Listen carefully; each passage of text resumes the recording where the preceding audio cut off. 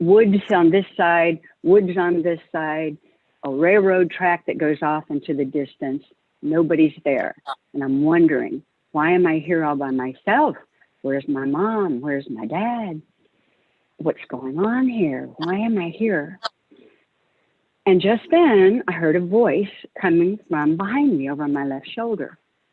And I turned and looked, and it was Tonto.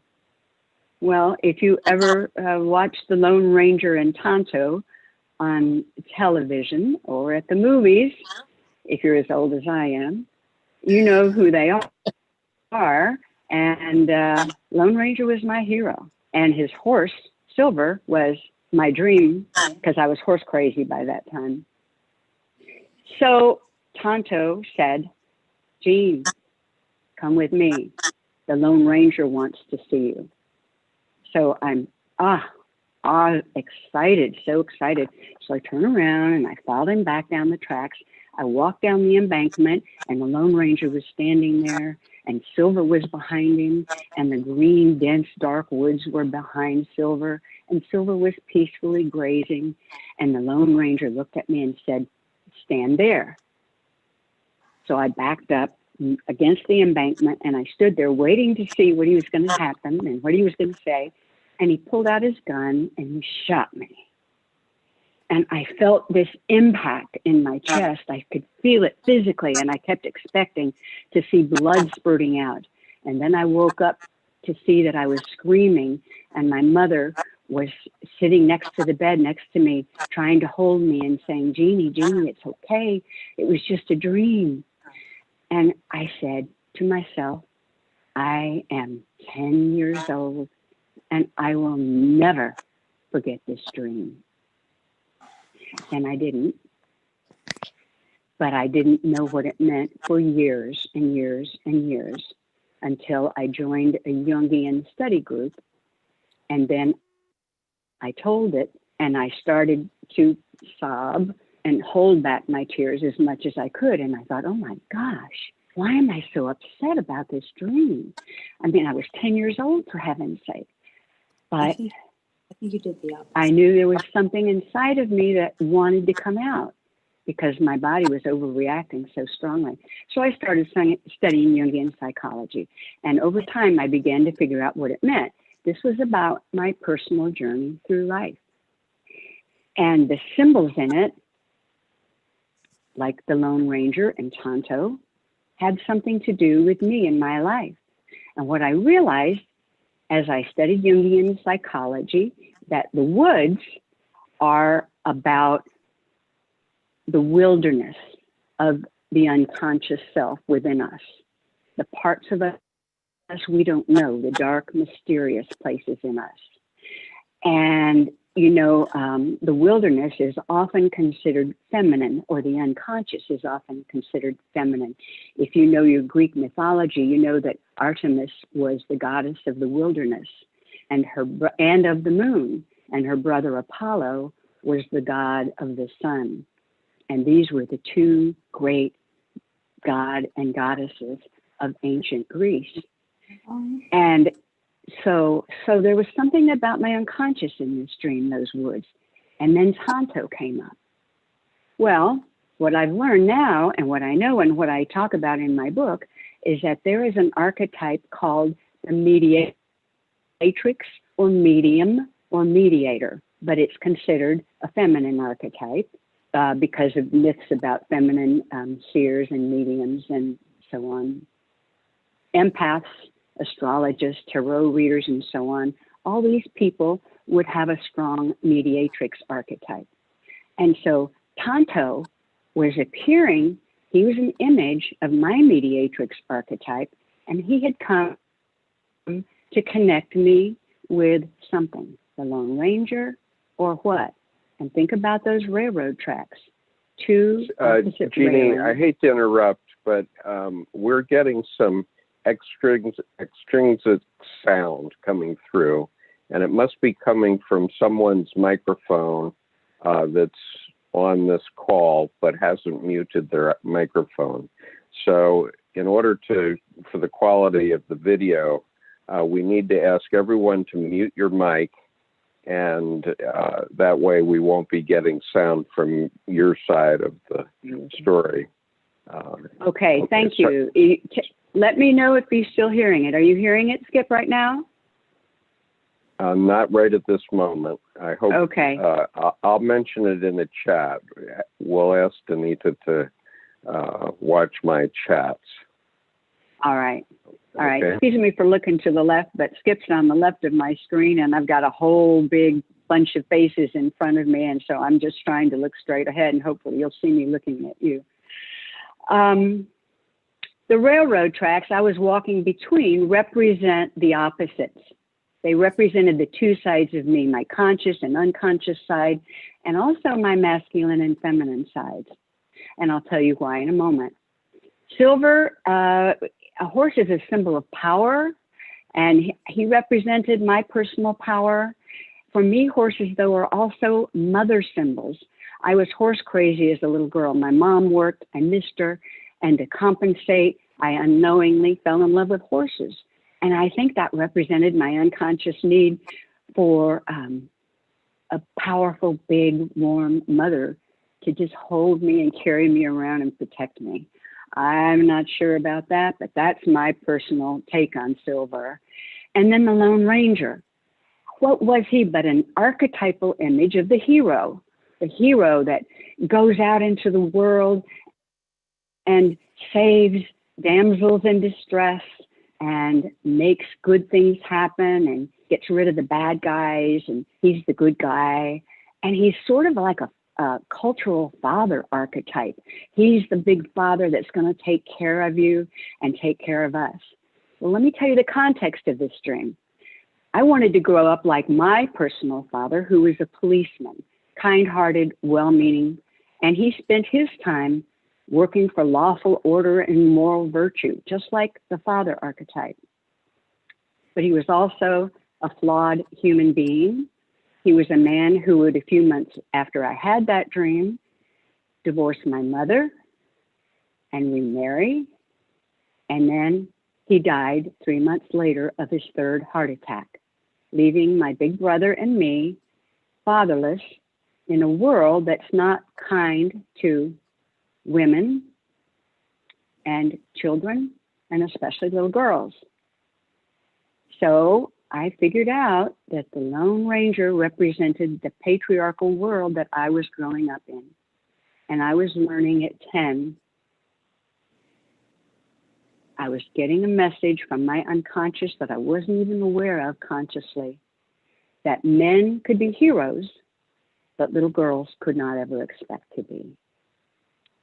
And that was devastating to me. And I just want to remind you of a synchronicity that makes me feel very hopeful. Doesn't matter what political party you belong to, but think about it for a minute. We all have a mother and a father archetype in our minds, an idea of a mother and a father who are supposed to protect us and do the right thing and keep order in the country and lawful order. And we've just had an election in which soon we'll have a powerful image of a heroic mother in partnership with a heroic father to inspire every little girl and every little boy who ever aspired to heroism. And whether or not you agree with the election, to me, the symbolism of this is very promising. I see this as a step forward to greater self-knowledge and consciousness in our culture. So because of all that, because of that dream, because of the message I've learned from it, my mission has been, ever since then, with my last 4 books, well, this is the 4th, to empower my own feminine and masculine sides and to reunite unconsciously at a very deep level my mother and father in a sacred marriage where I would feel united and safe once again within myself. So this is the kind of thing that you can get from dreams. This is the kind of thing you learn from Jungian psychology. And this book is dedicated to my parents' memories. And I wrote it to help people unite the feminine and masculine opposites in their own souls. Long story, but that's how this book came about. So Skip, you have anything to say to that? Yes, I certainly do. We keep hearing the term soul used around Jungian psychology, and very often it gets confused. And so I wonder if you would expand, amplify what you mean when you use the term soul, not only in your title, but in the book itself. Sure.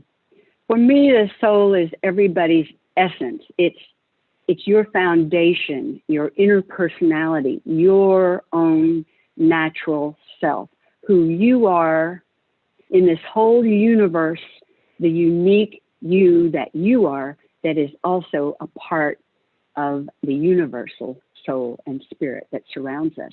To show you what I mean, don't want to bang up my cake back there. I want to read you something from my book. It's the preface to my book, and it mentions the soul in it.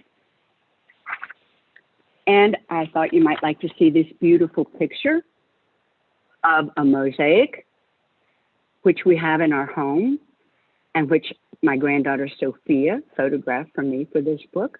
And my granddaughter Alexandra also has some photographs in this book. And I would like to thank them both publicly for their beautiful photography.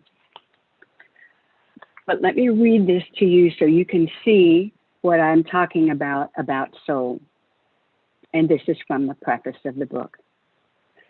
Piazza Armerina is a bustling town nestled in the rolling hills of central Sicily. On the outskirts of the ruins, on the outskirts lie the ruins of Villa Romana del Casale. For 1,700 years, this structure lay buried beneath an avalanche of debris from the hill rising above it. And then in 1812, archaeologists began to dig, and they made astonishing discoveries.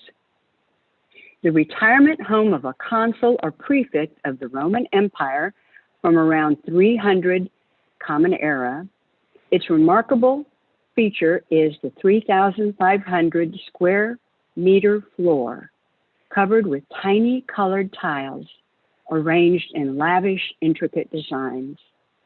Much of this elegant work is the creation of African craftsmen, and it's intact, miraculously somehow. And it has images and symbols and designs that depict Roman mythology and scenes of women and men involved in all manner of activities, from hunting parties, athletic contests, circus games, and religious festivals to everyday routines such as dining and bathing. In essence, the floors are portraits of the soul of the society that commissioned them.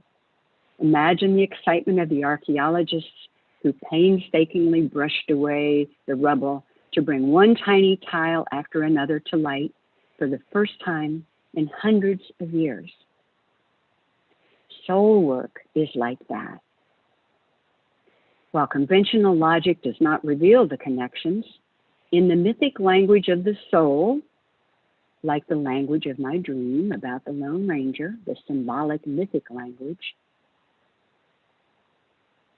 the tile floor is analogous to the foundation and grounding of our psychological home, the psyche. This is a journey motivated by an insatiable hunger for individuation and completion, accompanied by strong feeling, guided by self-trust, understood with mythic imagination, and affirmed by meaningful experience. The purpose of the inner journey is to unearth the exquisite mosaic that lies at the bottom of every psyche. Self-discovery and self-knowledge fill an emptiness in us that nothing else can satisfy. Accepting all our diverse and multicolored realities builds a bridge of partnership between the opposites, good and bad, outer and inner, masculine and feminine, self and other. In turn, inner partnership creates outer partnerships, because when we begin to accept ourselves, we just naturally become more tolerant and accepting of others. This means that you're not the only one who will reap the rewards of inner work. Your loved ones will benefit too. Soul archaeology is, in fact, the single most powerful way, the only lasting way that each of us can contribute to the healing of the world.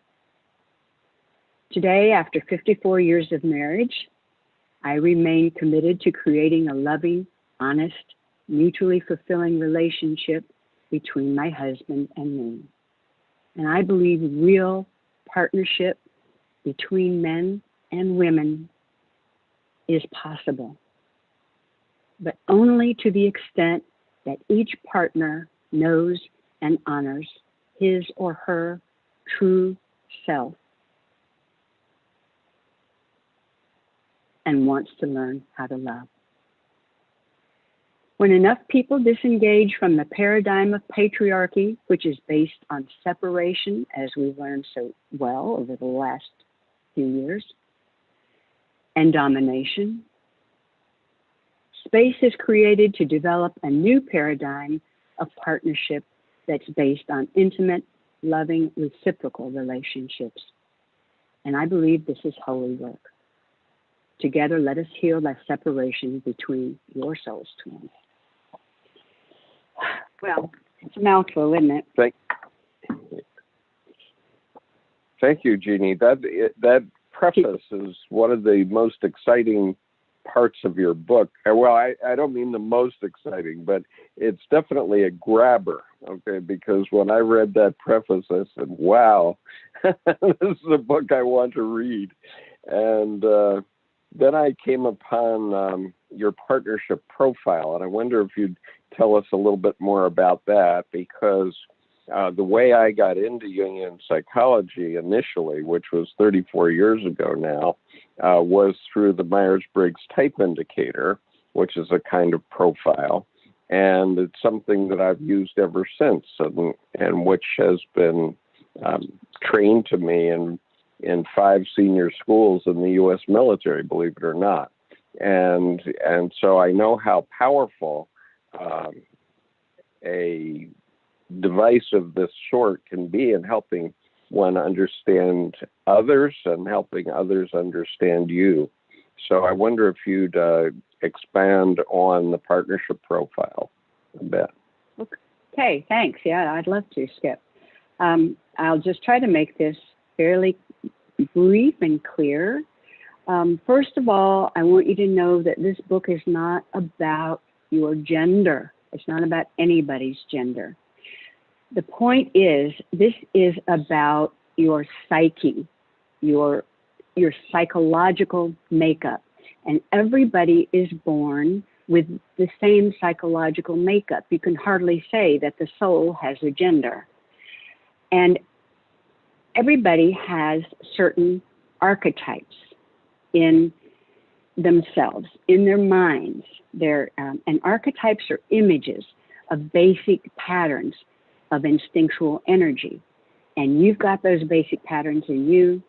I've got them in me. It's not about gender, it's about your mind. Certainly there are physical differences between males and females, but I'm not talking about those.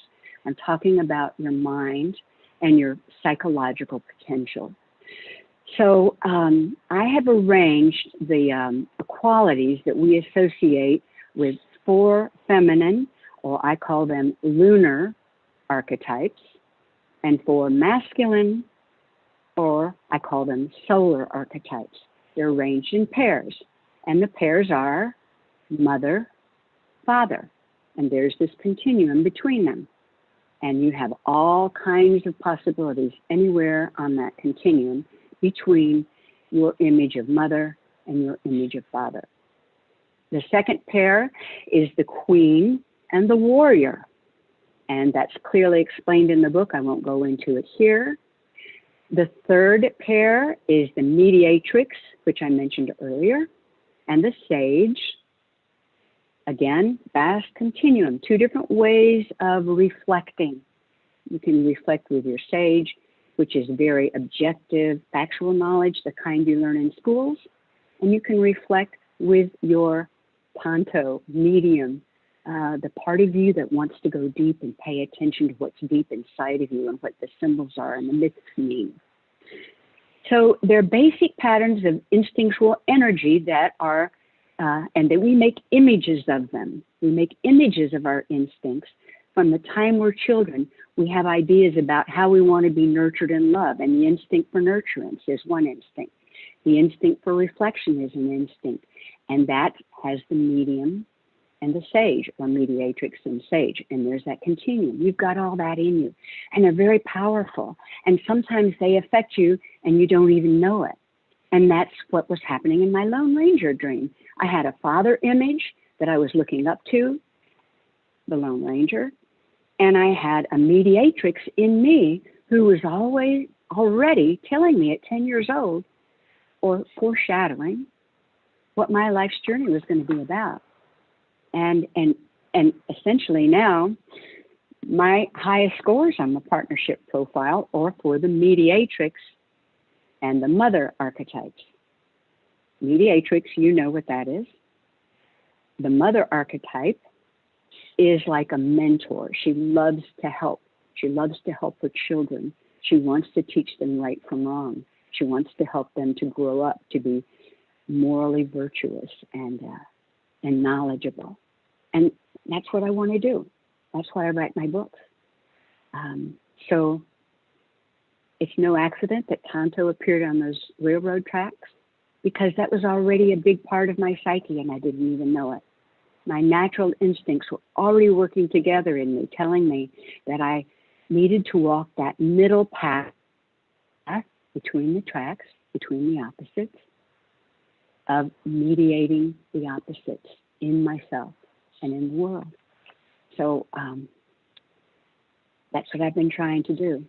And that's what my books have been about. And so if you take the partnership profile, you'll discover which archetypes are influencing the direction of your life, hopefully. It's an informal assessment tool. There are some questions about the various archetypes, and you don't need to know them.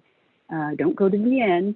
Don't cheat. First, just answer the questions as honestly as you can, and then you'll have some more questions about how your life is going right now.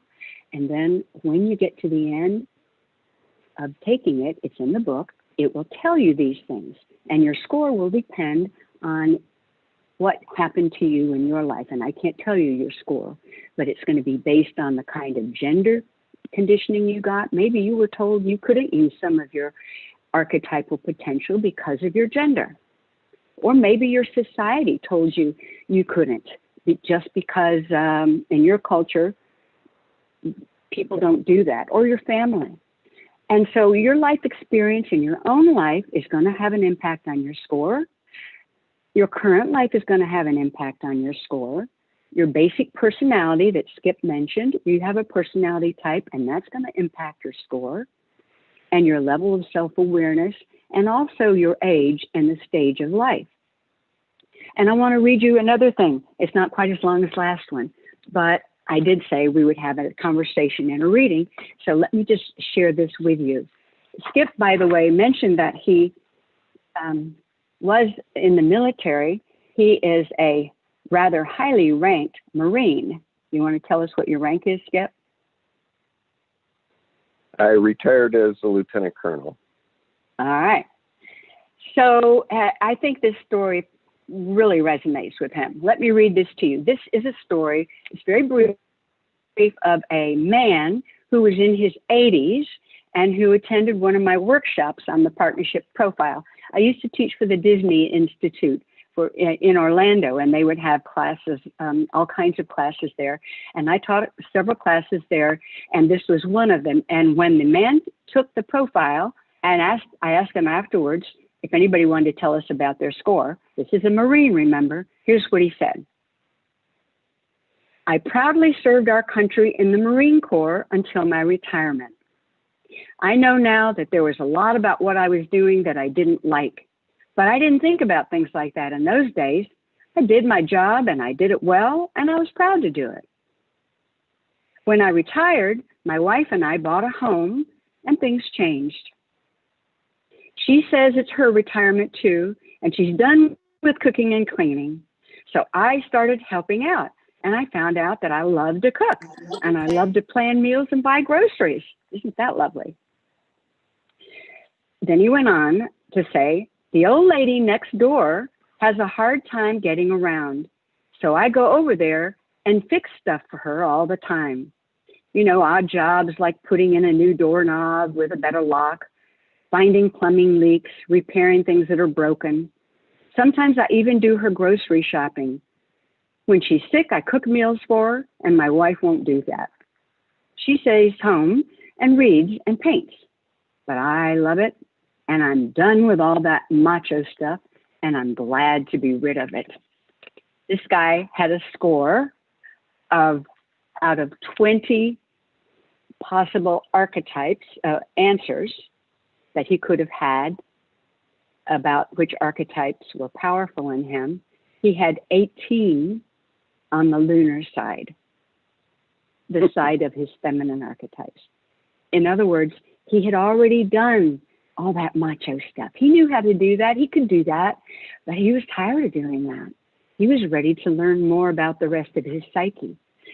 So your score is going to be like that if you take the partnership profile. You might find out that right now you're really focused on one archetype, but it could change. When you get older, it might be very different. Well, it's hardly a surprise to anyone, Jeannie, that we're talking about archetype here. Since you have been talking about it so heavily on your blog for over a decade now. From my perspective, the way I think about the archetypes is that they are powers that are invisible, yet they control our lives. And they're always the same, ever and always, everywhere in the world, and they always will be. And so I wonder if you would, the thing that really excited me about this book was that you gave many very down-to-earth examples, stories, if you will, of how archetypes, particularly mythology archetypes, but others, really apply to our own lives today, and why it's important for us to understand these things today. And so I wonder if you'd expand on those archetypes that you were describing a little bit more. Well, the thing that the examples, there are lots of examples of the archetypes in the book, but what you'll find out is that our problems that we have in our relationships are caused by our lack of self-knowledge. So say if we understand that, here's something between my husband and myself, in fact. My husband is a sage archetype, very factual, very logical. He does step-by-step thinking, and he comes up with results that he knows are factual and that make sense to him. I'm mediatrix, right? The very opposite end of that same continuum about how I think.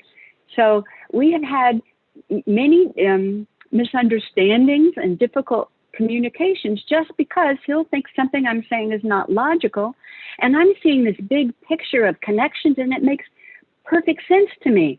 And I'm listening to myself inside and knowing what feels valuable and important to me. And it took us years to understand that. So this really can help you with your relationships, just to know what archetypes are dominant in you and which ones are less active or more quiet. And when we know these things about ourselves, we can recognize them when they show up. And instead of getting defensive, we can start realizing that we're having a miscommunication, and we can choose not to act on our negative feelings, and we can find new solutions to conflicts. But you can't do that if you don't know yourself. So with self-knowledge, you can become your best self. You can heal your relationships. You can learn to love others better. And you just can't understand and love others until you love yourself. And you won't be able to heal yourself until you love yourself and love the rejected otherness in others and yourself.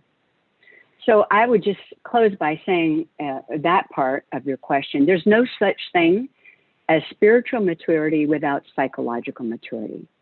I used to think if I was real religious and real spiritual and was really, really good, I'd grow up and everything would be fine, and it wasn't, because I didn't know myself.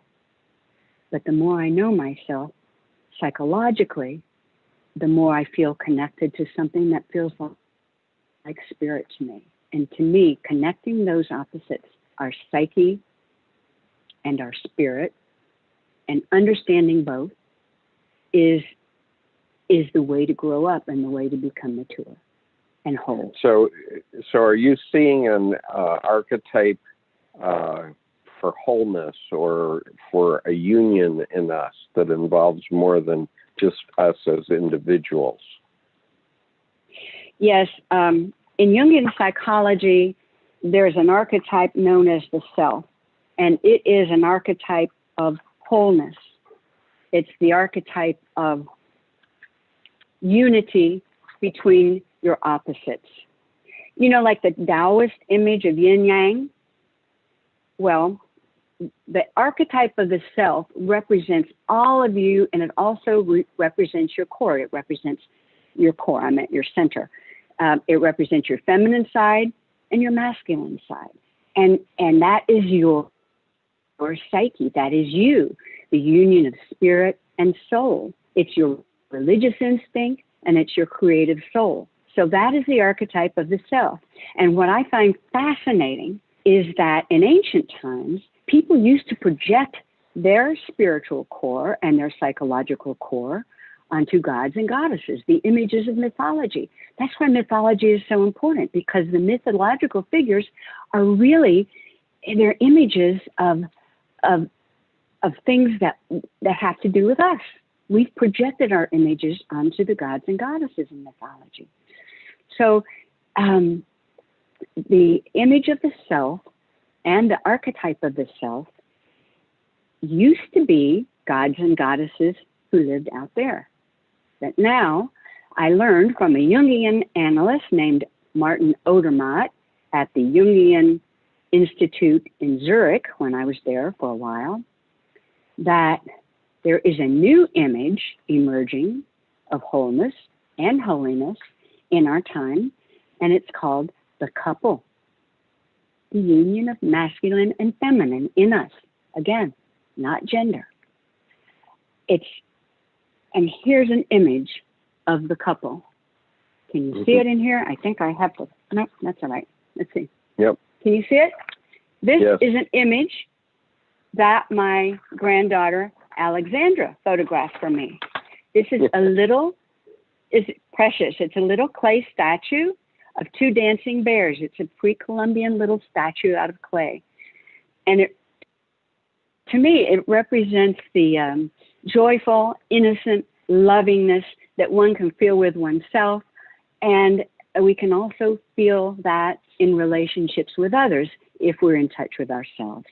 So essentially, this book is about you, and it's for you, and it's meant to help you explore your own inner world and create your personal path to psychological wholeness and spiritual completion. And now I just would like to have you sit back for just a moment and relax. The man who produced my book trailer is here right now. His name is Mark Beckwith. Hi, Mark, I see you. Thank you for producing this wonderful trailer. I very much appreciate it. And we're going to show it right now. It's only 8 minutes long. And please do stay after, because there's just a little bit more to come before we close. So it's time to watch this video. I hope you enjoy it. I have an assistant over there who's going to start it for you in a moment.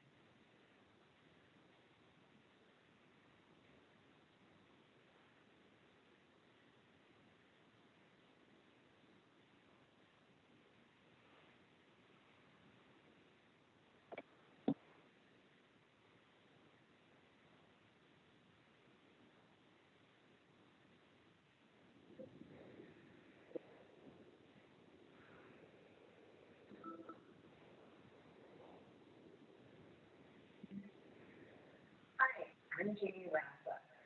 I'd like to tell you about my new book. It's called The Soul Twins, Emancipating Your Feminine and Masculine Archetypes. After more than 31 years of working on my dreams, studying Jungian psychology, mythology, and world religions, I bring this into the world for you. During the first half of my life, I was an elementary school teacher, wife and mother, television producer, doctoral student, and college professor. But by midlife, I was restless and dissatisfied with no idea why. That's when I entered a lengthy, dark night of the soul. It was a painful time, both psychologically and spiritually. On the outside, I continued to function normally. But on the inside, I questioned everything I thought I was and everything I'd been taught to believe about God. Near the end of that time, my yearning for something I couldn't define led me to enroll in a 4-year course in the psychology of Dr. Carl Jung. At the first class, we were asked to share a meaningful dream. My dream occurred when I was 10 years old. In it, my childhood hero, the Lone Ranger, shot me. As I told this dream to my study group, I was overwhelmed with emotion, fighting to hold back tears. This experience convinced me there was far more to me than I ever suspected. There were some powerful forces at work inside me, and I wanted to know what they were. This was the beginning of an adventure of a lifetime, an exploration into my inner unknown self. That evening, I ordered several books by Jungian psychologists and committed myself to recording and working on my dreams. Within a year, I rediscovered my childhood passion for writing and began the first of 4 books. I write about the inner journey to individuation and wholeness, the importance of thinking psychologically and living spiritually, empowering the feminine in all of us, and creating loving partnerships between our feminine and masculine drives, or what I call the soul's twins. Every culture in the history of humanity has told stories about fundamental patterns of psychological energy we're all born with. Dr. Jung called them archetypes and said they're mental images of our physical instincts.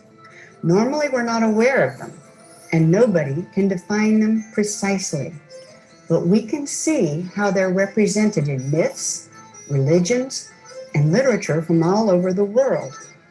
And if we pay attention, we can feel them in our own strong emotions and compulsions. In ancient times, people projected the seemingly superhuman powers of the archetypes onto gods, goddesses, heroes, heroines, and all kinds of mythological characters. Only recently have we realized they live in us. They are the deities who pull our strings and choose our fates, and we are little more than puppets who move at their whims.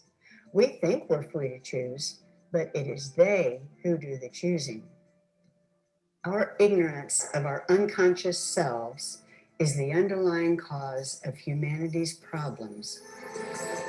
Today, one of our most pressing problems, as witnessed by the recent Me Too movement, is fear and repression of the feminine archetypes and the resulting abuse of women, children, and the vulnerable. We've lived for far too long under the dominance of the shadows of our masculine archetypes, and it has got to stop. It's killing us and our planet. The Soul's Twins is my invitation to emancipate your soul's twins from the prison of the unconscious. Heal their shadows, rid yourself of soul-killing stereotypes, and learn to live in loving partnership with your true self and each other. The Soul's Twins will introduce you to 4 feminine archetypes paired with 4 masculine archetypes. The pairs do not describe binary genders. They are inherent in the psyches of every human being. We all inhabit our own spot somewhere on a continuum between them. You'll get an idea of where your spot is when you take an informal self-assessment called the Partnership Profile. If you bring the archetypes into your awareness and use their powers as needed, you'll notice the growing influence of a new 9th archetype of authentic living and loving relationship. The 9th archetype is the couple, a union of your inner opposites, your lunar and solar sides, your soul's twins. The couple also symbolizes partnership between 2 people in a committed relationship who know and love their whole selves and each other. The ocean is our mother, the maternal matrix from which we all came. The ocean is also a metaphor for your unconscious self.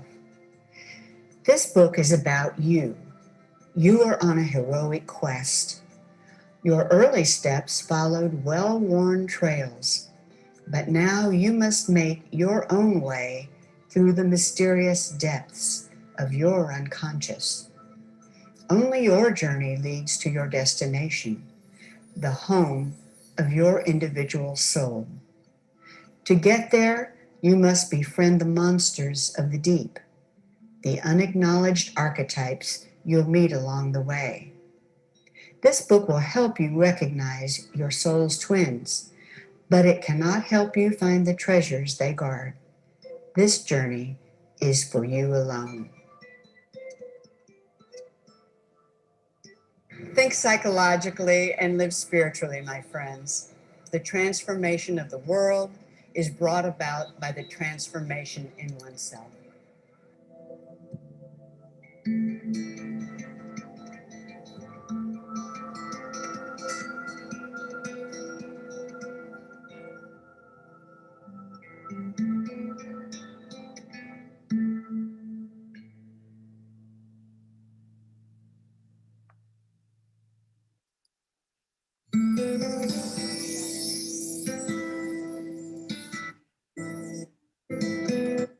Well, I apologize again. I have a notice that my speaker is not working very well, so the first part of that might have been hard for you to hear. Jeannie, you are muted now, so we cannot hear you. You are muted at the moment on your screen. Oh, there we go. There. Can you hear me now? That's better. Yes, we can hear you now. I tell you what, I really wanted this to be a live launch. I It know. would have been so much better if you could have all come and joined me. And it's always an issue. Technical glitches. I have great help. My computer is acting up today, but I was just saying that if you were having trouble hearing it, and for a moment there was some voice disconnect between the voice and the video. Did you see that at the beginning? Anyway, it's not like that in real person. When you watch the video, it is on YouTube and you can see it there if you want to. So I hope you enjoyed it.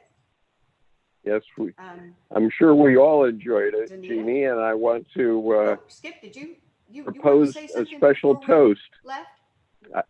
I have Now something here to, I shouldn't be. Can you hear it, Skip? You can hear him? I can't hear you. I have to mute myself then. Okay, can you hear me now? Jeannie, I hope everyone can hear me. I have a toast. I have a toast for you, and so I want to celebrate your new book, and so this is for you. All right. I hope you can hear that. If you can hear me. Can you hear us? Thank you Yes, so I can much. hear you. That's so sweet. Did you have something? I have a glass.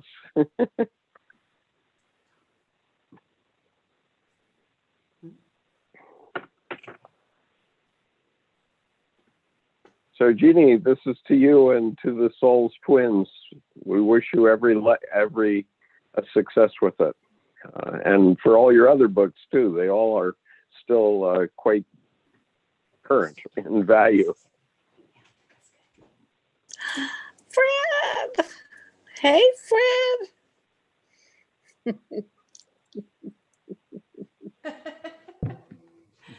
54 years. Thank So you. proud, Jeannie. So proud. Let me I just love you. ask you to please remember to buy the partnership profile at an independent store if you can. What did I say? I said the partnership profile. All right. I meant the Souls Twins. Sorry, my husband reminded me. This sound thing has me a bit rattled. I apologize for that. Hello, Catherine. Hello, Molly. Hello, Robin and Matt. Hello, Jordan. Not Hello, hearing everybody. you well. Larry. Hi, Larry. Good to see you. So Oh my goodness. Jeannie, Tony I'd and like to Scott, mention hello. that our common Jake, friend, Elaine Connor, Mansfield, and has, Cindy. Oh, hello. Elizabeth Cohen. Thank you. It's so good to see you all. Thank Hi, you Jeannie. very much. Jeannie, thank you. Bravo. bravo is right. Yes. Yeah. Thank you so much for coming. Thank you, Jeannie. Congratulations, Jeannie. Yes, we're really proud of you. So Oh, Yeah. thank you. You know, I couldn't hear that. I just now had to put in my assistant's headset. Boy, oh boy, that's just so annoying how computers will do that to you just when you need them to behave. It is challenging. Right. Thank you so much, everybody. Thank you, Skip, so much for coming. Skip is going to sponsor me, or actually not sponsor me. He's going to interview me on his own YouTube channel, and it's called Carl Jung Depth Psychology Reading Group, and it's on YouTube. And if you'd like to attend, just look that up on YouTube and click on, you'll see the options beneath it, because he has about 18 channels and about 18,000 followers, and at least, right, Skip? And Well, only 12, but only 12. Oh, 12,000? yeah. Yes. He people following from all over the world to see what he can tell them about Jungian psychology. He's a real expert now, and I'm very proud of you, Skip, and very impressed that you are definitely spreading your golden seeds of wisdom. And I guess we both are, aren't we? Yes. And so here's a place to register so that you can receive the notice about our event, which is going to be on December 6th, Sunday, December 6th at 1 p.m. And on the chat for the YouTube or for the Zoom here, I've put the link. And when you go to that link, if you click on Wisdom Path Colloquia, then you'll get the notice for Jeannie's event, which is coming up at 1 p.m. on December 6th. And we'll be having a much more give and take session on that occasion. So I hope you all join us. Thank you so much. I look forward to that. Again, thank you so much for coming today. It's been such a pleasure to see your faces. Mary Ellen, hello. Hey, my Patricia, Jeannie. Pat, hello, all of you. Catherine is watching all the way from Australia. Catherine M. Beersley. Thank you, Catherine. Thank you, Larry. Thank you all. Check out my YouTube channel or my website, JeanBenedictRappa.com, if you'd like to know more and see more of these videos. And I don't know if I'm going to show this video or not, guys. This is kind of embarrassing with all these sound glitches. But thank you so much for sticking around. God bless you all. We loved Thank you. it. Bye. Stephen. We'll hello, make Stephen. another. Good to see you. We'll make another on December 6th, Jeannie. So Okay. fear not. Thank you. Bye, everybody. Bye. Bye. Bye. Take care. Thank you.